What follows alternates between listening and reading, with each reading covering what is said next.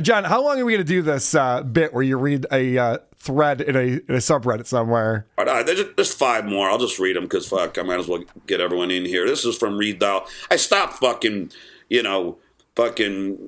screenshotting these because it just got so many. But yeah, it's just so many, and they're all so funny. So I just kept grabbing them. He didn't have one. And listen, I do have a bias here. I like Anthony. I like Artie, but he didn't find one comment that was witty or interesting. No, and it's just all people were like annoyed with the show and the way it's going, and they're just like, I don't even listen anymore. I don't like it. Okay, it happens. I know. It just kind of shows the kind of guy he is when he.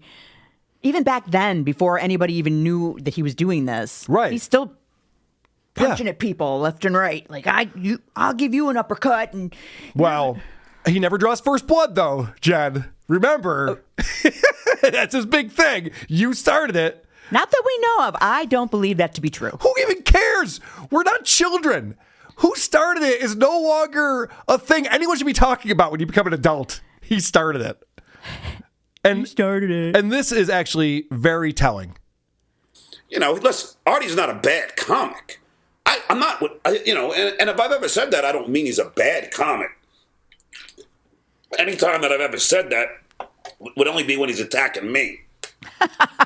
So you did say it. Yeah, so he caught himself. He's like, listen, I know Artie's not a bad comic. He's like, oh shit, how many times have I said that? Oh, fuck, I better say something else. But the only reason why I did say that is because he's attacking me. So this is so telling. Because John didn't care that I called his kids losers until he found out I wasn't going to be his friend. Remember, we were going to be buddies and start a show together. SJ and K was the title he came up with. And we were going to do the show together. And this was after I called his kids losers on my Patreon. Oh, and after I posted his entire book supposedly on my Patreon. Right. And so John was like, I'm willing to put that all beside us, behind us, and we'll go on with this thing. But that is proof that when John gets mad at someone, he'll say anything. It doesn't have to be reality. It doesn't be what he even thinks. Well, he's just like, I said Artie was a bad comic because he was a meanable genie to me, and I wanted to hurt his feelings. Well, he even says that he'll punch below the belt. Oh, yeah. He says it right out loud. We'll get into that. That's a pretty crazy thing, too. I know. All right. So, not surprising, but... Are we ready for the cope? Yes. All right. It's time for the cope. Let's get there. But whatever. I live a happy life. I collect a pension. I have another one coming, and I'm comfortable. I have 3 great kids, and everything's fine. Even with my 2 small strokes, I'm okay. I'm happy. Okay. So look at, it's kind of like the John Candy thing in Planes, Trains, and Automobiles. It's like, listen, my clients like me. My friends like me. You might not think I'm a great guy, but I'm happy. I'm doing what I want to do. Everything's great over here.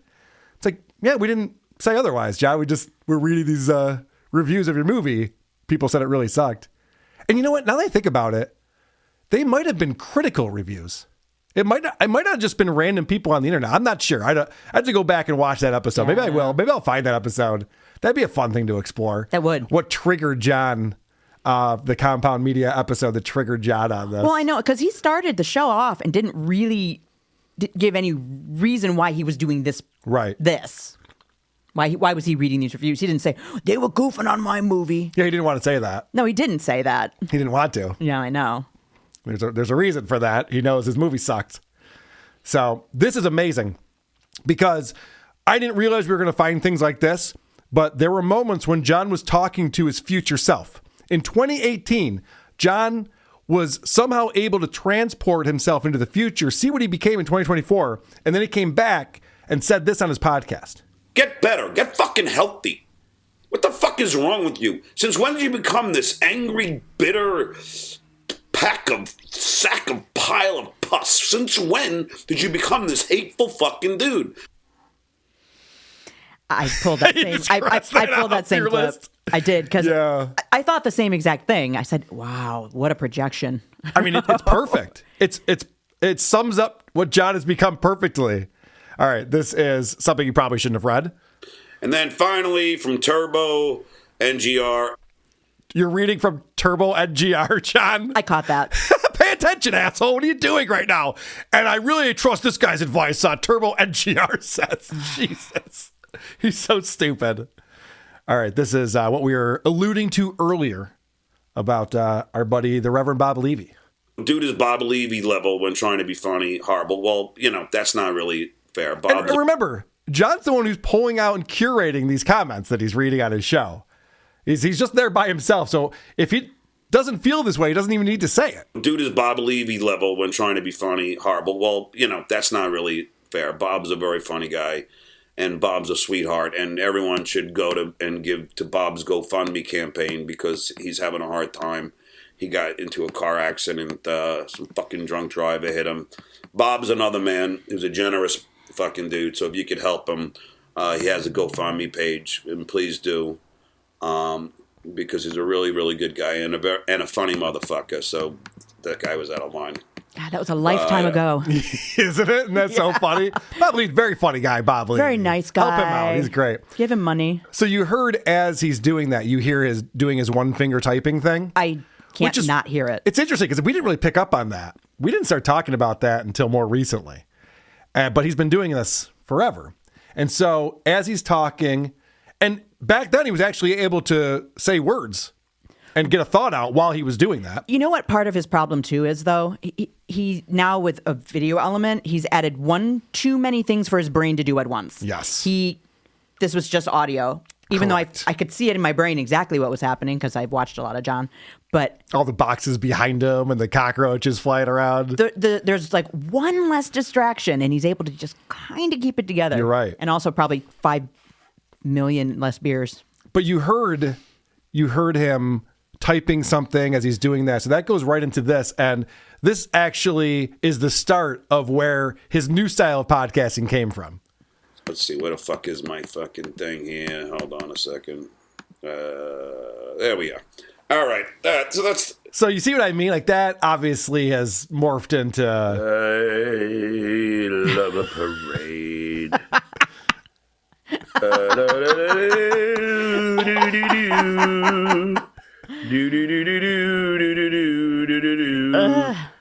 That's what I mean. Like back then he could find things kind of quick. So it was just one little You know what you should do? Put that to a dance beat and let people dance to that. Oh, yeah? At DabbleCon. You think that's better than tequila? All right. I'm going to put you in charge of the dance party. You got karaoke Friday night. You're in charge of that. And then you're in charge of the dance party on... I'm just kidding. You're not in charge of the dance party. That was making me nervous. On Saturday night. I wouldn't do that to you. You know they do the silent disco thing there? At Comedy at the Carlson? Yeah. Oh. They have that. I didn't know they did that there. Yeah. Huh. I actually saw a video of Felicia, who's famous from being on MLC for the last couple months. Did a show in Rochester back in December, and she was rocking out. I can safely say not 200 pounds. Felicia is not 200 pounds. I can tell you that. Okay. So now John decides. So he's going after these guys, not himself, obviously. He doesn't know how to put together coherent thoughts, funny jokes, anything. So he just goes on a subreddit and reads every single comment in a thread of people who don't like the Artie and Anthony show. And after that, John decides to play the victim card, which is a weird strategy. But he does it all the time. It's not the one that I would have picked. I would have picked one or the other. This is insane. Anthony and Artie could play this back, and they can goof on me ad nauseum. Just two rich guys gonna goof on the working man, I mean, I don't have Anthony Cumia money. Just two rich guys taking down the working man. I'm man of the people, John. Yep, just the working man, John, that everybody loves, working class guy, just putting on my work boots every morning, getting up early and doing my job. Well, I pulled that clip as well, but mine went on a little longer. Oh, do you want me to play that? Sure. Which number is it? It's 2. That's all the bad reviews I'll read for now. Now, Anthony and Artie could play this back, and they can goof on me ad nauseum. Just two rich guys gonna goof on the working man, I mean, I don't have Anthony Cumia money. I mean, look, Anthony, the one difference between Anthony, well, the a lot of differences. I'm not a fucking girlfriend beater or biter or whatever you call it. I haven't been arrested. I don't have a face that looks like James Woods on a bad day. I don't fucking have hair plugs. I don't have a bunch of fake friends who hang out with you because they like to hang out with someone famous, although when referring to Anthony Cumia, the term famous is, it's very loosely based. Can't get out of his own way. I just thought it was interesting that he's like, oh, woe is me, you asshole. Yeah, it's crazy. Just like, all right, if you want to pick on me, go ahead and pick on me. Go ahead, you ugly, beater. no friend having. I know, like, well, you can't even be pathetic. You can't keep the victim thing going. But I just want to tell John, either you're a successful entertainer worth $2 million, as you've been claiming recently, or you're just the working man. You got to get your story straight on this. That's why people are confused. That's why people go, John, I don't think you have a lot of money. It's because you say shit like that when you're playing the victim card. I don't think anybody's confused except for him.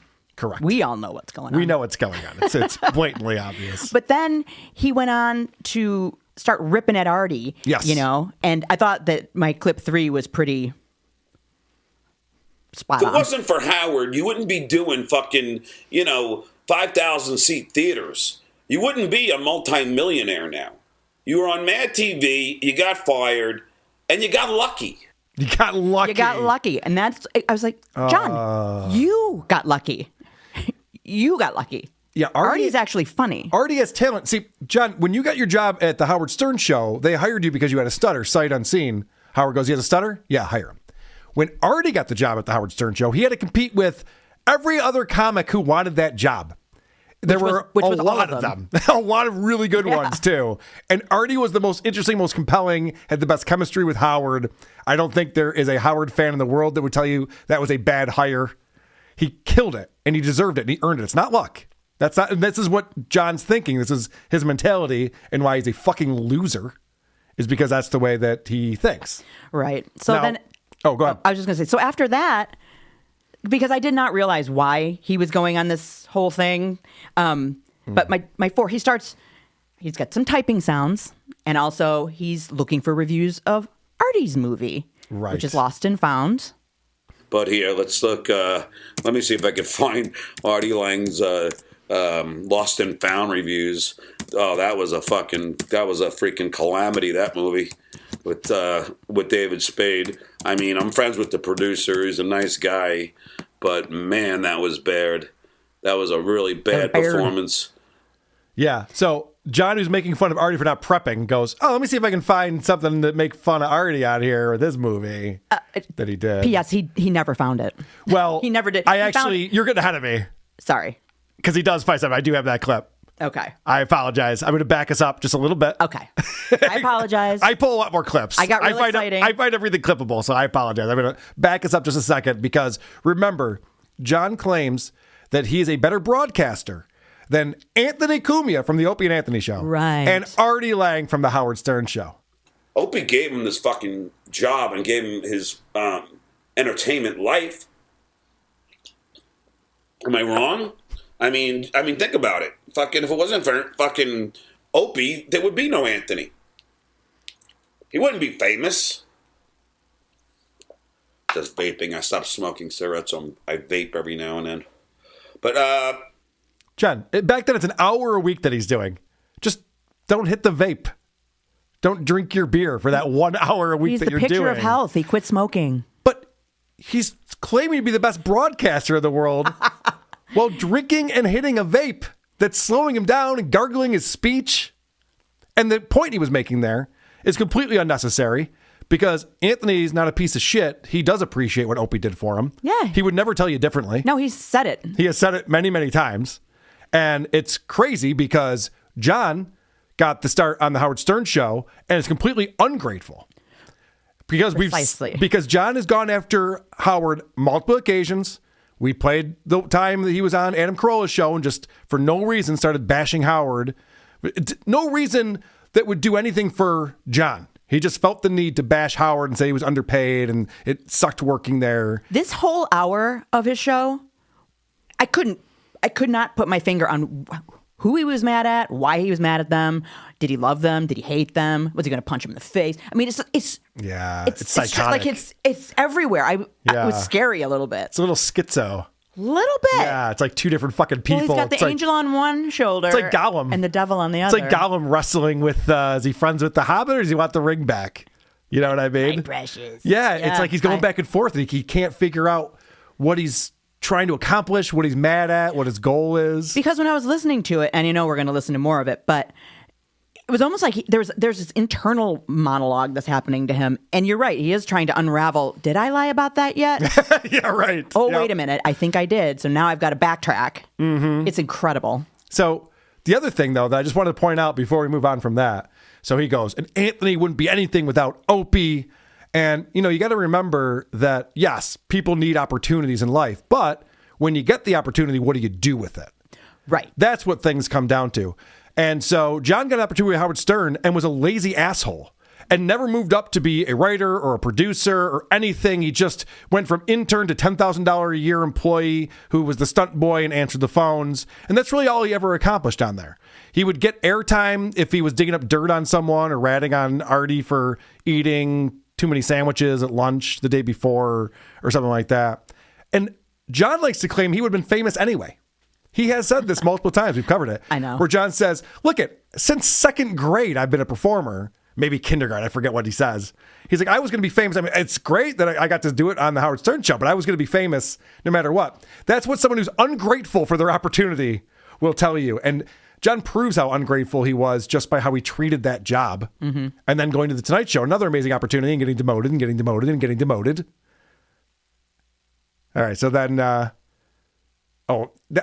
next clip I have is the one that you just played where it's like, Artie should be grateful. He is.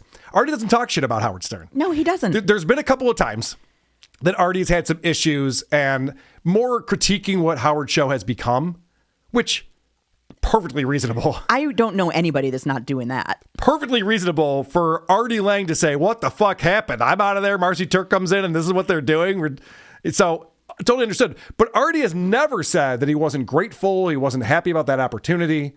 So Artie Lange is not like John at all and loved being on that show. He's a huge fan and really appreciated the opportunity that he had. He fucked it all up because he's a drug addict. Yeah. But that happens.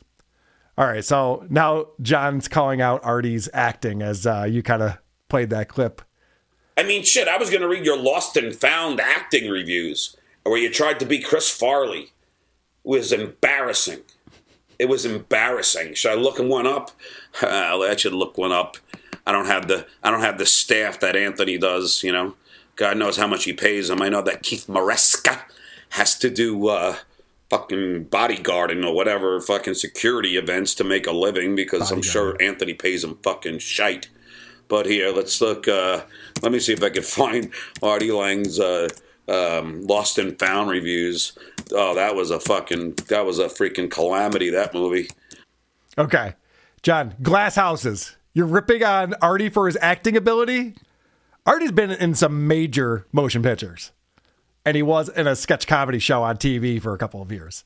He's a way better actor than you, John. It's not even close. He was also on Crashing on HBO. Oh, yeah. No, I know. And he's done like some really good stuff. And actually, we'll come back to that, too, because of something else John says. He's so fucking stupid. He doesn't even realize.